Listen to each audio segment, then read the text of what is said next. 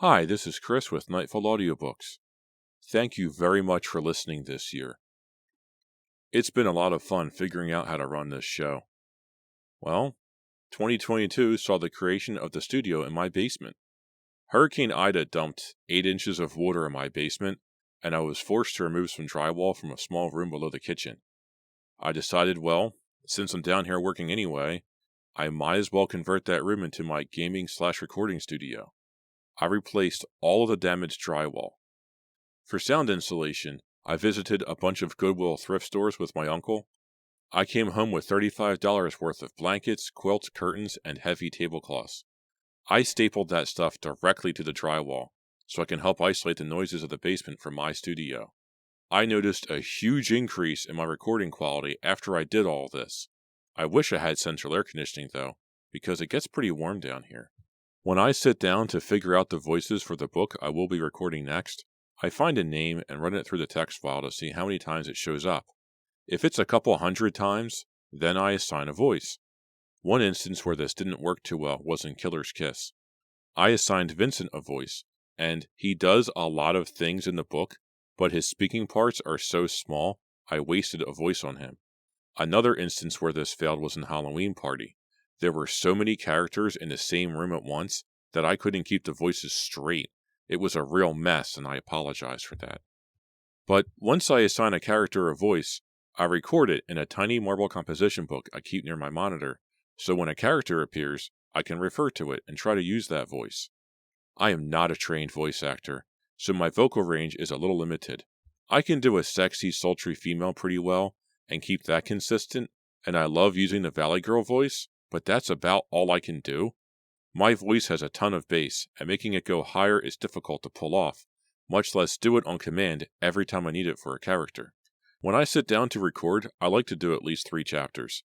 If a book is 18 chapters long, like Blind Date, then I will need 6 sessions to complete it, or a week and a half. Then I edit and put together the files and begin the next book. I only record a few times a week. Most of my books are read from EPUBs, text files, whatever I can get my hands on. Sometimes it's easier to use that than to read from the physical book.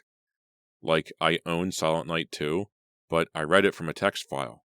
It makes it easier to see how long it will take to record a chapter and slice up the recording session. At the rate I am going, I need to record 2 Fear Street books, then a Super Chiller book, or a point horror novel. I don't want to run out of the faster, easier Fear Street novels and be stuck with a huge pile of Super Chillers and point horror. I'll never finish that way. So let's look at 2022 for a minute, and the material that I've released. I began with the 99 Fear Street trilogy. That is my favorite R.L. Stine trilogy, period. It's a haunted house. You get to watch one of the main characters die, which is almost unheard of in Fear Street, or in general. The death process is never really covered in a novel, and I don't think I've read that since I've read 99 Fear Street, and I've read quite a bit of material. I began the Wrong Number duology. That is my favorite R.L. Stine duology, and I really couldn't wait to start that. I also began the Silent Night trilogy, and your Christmas novel was Silent Night 1 this year, and in 2023 it will be Silent Night 2, and in 2024 it will be Silent Night 3. 2023 will introduce a new format for the Thursday series. Instead of releasing a new episode the first Thursday of the month, I will be releasing a new episode every other Thursday of the month. This way you get more Thursday episodes per year instead of once a month or every 4 weeks, and I can tell 2 stories almost simultaneously. Ideally, you should be getting 78 episodes a year, which is around 12 to 13 books. That's quite a bit of material. Do I have plans for other authors? Absolutely. I want to do 2 Christopher Pike books. No, I will not be covering the Last Vampire series.